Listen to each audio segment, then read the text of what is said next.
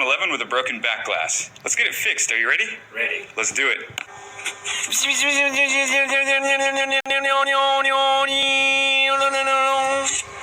And now it's crunch time. These are just some love taps.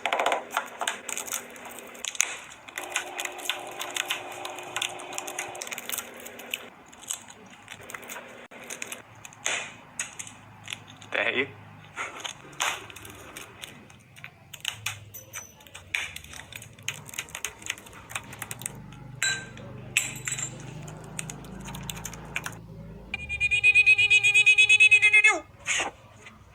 Then we'll brush it down, clean it up, and then put some glue just before we replace the back glass.